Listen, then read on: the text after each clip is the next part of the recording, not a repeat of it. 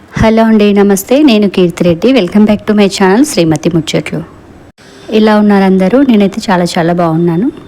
మన తెలుగు వారికి కొత్త సంవత్సరం ఉగాది కాబట్టి మనం తీపితో ఆ పండుగ అయితే స్టార్ట్ చేస్తామన్నమాట. ఆ రోజు నేను భక్షాలు అయితే చేశాను. ఎలా చేశానో ఈ వీడియోలో చూపించాను. ఎక్కడ స్కిప్ చేయకుండా చూడండి. అండ్ ఇక్కడ వచ్చేసి నేను శనగపప్పు అయితే తీసుకుంటున్నానండి. శనగపప్పు 1.5 గ్లాసులు అయితే తీసుకున్నాను. ఒక్కో దగ్గర ఒక్కోలా చేస్తుంటారు కదా. మేము వచ్చేసి ఇక్కడ శనగపప్పుతో చేస్తామండి. అలాగే మా అమ్మ వాళ్ళు కందిపప్పుతో చేస్తారనమాట.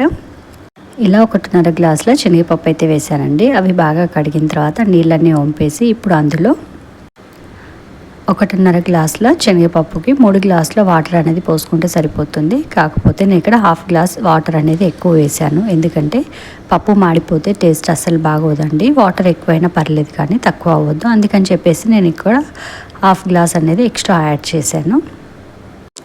ఆ తర్వాత కుక్కర్లో పెట్టేసుకొని 3 నుంచి 5 విజిల్ వచ్చేంత వరకు ఉడకబెట్టుకోవాలి. అంటే కుక్కర్ని బట్టి ఉంటుంది. నాకు ఇక్కడ 4 లేదా 5 విజిల్ వచ్చేంత వరకు అయితే ఆఫ్ చేసుకున్నాను అనమాట. సో చూడండి, ఇలా మెత్తగా అయితే ఉడికిపోయింది. ఇక్కడ ఎక్స్ట్రా వాటర్ అయితే ఉన్నాయి కదా, ఈ నీళ్ళన్నీ కూడా మనం సపరేట్గా వంపేసుకోవాలి. వాటర్ లేకుండా తీసుకోవాలన్నమాట పప్పు. మీకు పప్పు కొంచెం గట్టిగా అనిపిస్తే మిక్సీ పట్టుకోవచ్చండి. లేదంటే మెత్తగా ఉడికిపోతే గరిటెతోనే మెత్తగా ఒత్తుకోవచ్చు అనమాట. సో ఇలా ఎక్స్ట్రా వాటర్ అయితే పక్కకు తీసుకుంటున్నాను. సో చూడండి, ఇలా ఎక్స్ట్రా వాటర్ ఉన్నాయి కదా, వీటితో మళ్ళీ మనం కట్టుచారు అనేది చేసుకోవచ్చు అనమాట. అది పక్కకు పెట్టేసి ఇలా పప్పు మొత్తం డ్రైగా ఉన్నప్పుడు ఇలా గరిటెతో ఒత్తేసుకోవాలండి. పప్పులో వాటర్ అనేది అస్సలు ఉండొద్దండి, డ్రైగా ఉండాలి. మీకు వీలైతే కాసేపు జాలి గిన్నెలో వేసుకొని వాటర్ అంతా పోయిన తర్వాత ఇలా ఒత్తుకోండి, లేదంటే మిక్సీ పట్టేసుకోండి. ఇప్పుడు ఇందులోనే మనం సరిపడా బెల్లం అనేది వేసుకోవాలి. మీరు తీపి తక్కువ తిన్నట్టయితే ఎంత పప్పు తీసుకుంటే అంత బెల్లం వేసుకోండి. 1 గ్లాస్ పప్పుకి 1 గ్లాస్ బెల్లం వేసుకుంటే కరెక్ట్గా సరిపోతుందండి. ఇక్కడ నేను 1.5 గ్లాసులు తీసుకున్నాను కదా, 2 గ్లాసుల బెల్లం అయితే వేసుకున్నాను. ఎందుకంటే కాస్త తీపిగా ఉంటేనే టేస్ట్ అనేవి బాగుంటాయి అని చెప్పేసి నేను 1/2 గ్లాస్ బెల్లం అనేది ఎక్స్ట్రా తీసుకున్నాను. 1.5 పప్పుకి 2 గ్లాసుల బెల్లం అయితే వేసుకున్నాను. ఇదంతా బాగా కలుపుకొని ఇప్పుడు స్టవ్ పైన పెట్టేసి సిమ్లో అయితే దగ్గరికి అయ్యేంత వరకు ఉడకబెట్టుకోవాలండి. ఇలా పూర్ణం ఉడికేటప్పుడే ఇందులోనే నెయ్యి అలాగే ఇలాచీ పౌడర్ వేసుకోవాలండి. రుచిగా అలాగే మంచి సువాసనతో ఉంటుంది. సో ఇక్కడ ఇలాచీ పౌడర్ వేసాను, నెయ్యి కూడా వేసానండి. నెయ్యి వేసేటప్పుడైతే వీడియో తీయలేదు, మీరైతే నెయ్యి కూడా వేసుకోండి, టేస్ట్ చాలా బాగుంటుంది. ఇలా స్టవ్ సిమ్లోనే పెట్టుకొని పూర్ణం దగ్గరికి అయ్యేంత వరకు అయితే ఇలా ఉడకబెట్టేసుకోవాలి. సో చూసారు కదండి, ఇలా గట్టిగా అవ్వాలి. ఆ తర్వాత స్టవ్ అనేది ఆఫ్ చేసుకొని చల్లారనివ్వాలి. ఇప్పుడు మనం భక్షాలు చేసుకోవడానికి పిండి తడుపుకోవాలి కదండి. నేను ఇక్కడ భక్షాల కోసం పూరి పిండి అయితే తీసుకున్నానండి. పూరి పిండితో చేయడం వల్ల చాలా సాఫ్ట్గా వస్తాయి. సో పిండి అనేది మనం ఇలా చాలా సాఫ్ట్గా కలుపుకోవాలండి. చూడండి, ఇలా గుంజినప్పుడు సాగినట్టుగా అవ్వాలన్నమాట. మరి చపాతీ పిండిలాగా తడపొద్దు, ఇలా సాగినట్టుగా ఇలా తడపాలి. తడిపేటప్పుడే కాస్త ఆయిల్ కూడా వేసుకొని తడుపుకోవాలి. అదే మీరు మైదా పిండి తీసుకుంటే భక్షాలు అనేవి తినేటప్పుడు సాగినట్టుగా వస్తాయండి, అస్సలు బాగోవు. గోధుమ పిండితో కూడా అంత మంచిగా అవ్వవు. ఇలా పూరి పిండితో చేసుకుంటే చాలా బాగా వస్తాయి. చేసేటప్పుడు కానీ తినేటప్పుడు కానీ చాలా బాగుంటాయి. ఇప్పుడు పూరి పిండి చిన్న ఉండలాగా తీసుకొని ఇలా చేతితోనే ఒత్తుకోవాలి. ఇక్కడ చూడండి, పూర్ణం ఈ విధంగా గట్టిగా ఉండాలి. ఇప్పుడు పూర్ణం కూడా మనం ఒక చిన్న ఉండలాగా తీసుకొని ఆ పిండిలో పెట్టుకొని రౌండ్గా చేసుకోవాలి. ఇలా కనుక పూర్ణం చేసుకొని మీరు ఫ్రిడ్జ్లో పెట్టుకుంటే 10-15 రోజులైనా కానీ పూర్ణం పాడవకుండా ఉంటుందండి.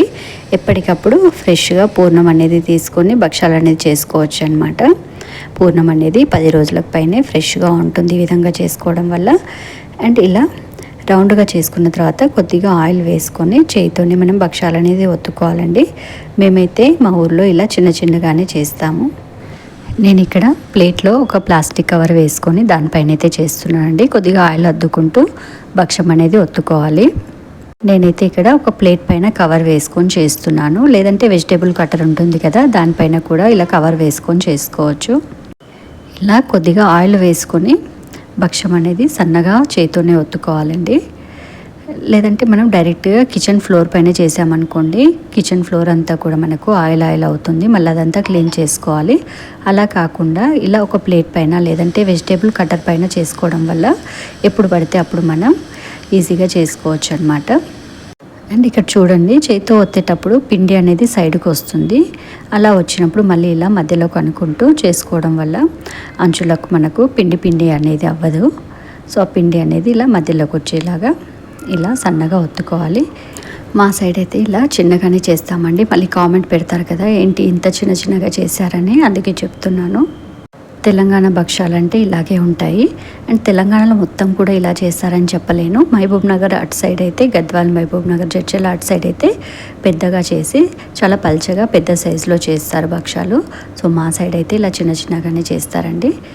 ఇలా పల్చగా చిన్నగా ఒత్తుకున్న తర్వాత ఇప్పుడు అది పెంక పైన మనం 2 సైడ్లో కూడా ఆయిల్ వేసుకుంటూ స్టవ్ సిమ్లో పెట్టుకొని కాల్చుకోవాలి. మరి పెద్దగా పెట్టామనుకోండి మాడిపోతుంది. మిగతా భక్షాలన్నీ కూడా ఈ విధంగానే చేసుకోవాలి. మీరు కూడా భక్షాలు ఎలా చేసుకుంటారో కామెంట్ చేయండి. ఇలా చిన్నగానా లేదంటే పెద్దగా చేస్తారో కామెంట్ చేయండి. సో మిగతా అన్నీ కూడా నేను ఇలాగే చేసుకున్నాను అనమాట. సో పండుగ రోజు అయితే నాకు వీలు అవ్వలేదండి వీడియో షూట్ చేయడానికి. సో నేను నెక్స్ట్ డే వీడియో షూట్ చేసి అయితే పెట్టానమాట. ఈ భక్షాలు కాల్చే వరకే నెక్స్ట్ డే అయితే వీడియో షూట్ చేసి పెట్టాను. ఒక చేతితో వీడియో తీస్తూ ఒక చేతితో మాత్రమే భక్షాలు చేస్తున్నాను. సో అందుకని చెప్పేసి ఇలా డిలే అవుతుంది. మనం 2 చేతులతో చేస్తే ఫటాఫట్ చేసేయచ్చు అనమాట. ఉగాది మనకు మొదటి పండుగ కాబట్టి ఇలా తీపితో ప్రారంభిస్తాము. అలాగే కొత్తగా కాసిన కాయ పూతతో పచ్చడి అయితే చేసుకొని తాగుతామండి. ఇది ఉగాది. అసలు యాక్చువల్లీ యుగాది అయితే మనము కాలక్రమేణా ఉగాది అనే పేరు వచ్చిందని అంటారు. సో యుగాది అంటే యుగము మొదలైంది ఇప్పుడేనంట. అందుకని చెప్పేసి ఈ పండుగ యుగాది అనేవాళ్ళు. సో కాలక్రమేణా ఉగాదిగా మారిపోయింది. ఈ పండగకి మనకన్నీ పూత పూయడం, కాయ కాయడం కూడా అన్నీ కూడా ఈ పండగకే జరుగుతుంటాయి. అందుకని చెప్పేసి మనకు మొదటగా కాసిన వాటితో పచ్చడి చేసుకొని తాగే అన్ని రుచులు కూడా మనం ఈ పండగతో టేస్ట్ చూస్తామన్నమాట. సో ఇలా తీపిగా భక్షాలు కూడా చేసుకొని దేవుడికి నైవేద్యంగా పెడతాము. సంవత్సరం మొత్తంలో మేము భక్షాలు చేసుకునేది అయితే ఉగాదికి అనమాట. సో ఫస్ట్ పండగ కాబట్టి ఆ రోజు మేము భక్షాలు అయితే చేసుకుంటాము.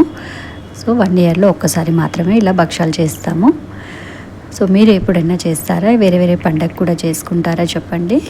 సో ఇది ఇవాల్టి వీడియో ఎలా ఉందో కామెంట్ చేయండి. నచ్చితే లైక్ చేయండి. ఫ్రెండ్స్, ఫ్యామిలీ మెంబర్కి షేర్ చేయండి. Thank you for watching. Next వీడియోలో మళ్ళీ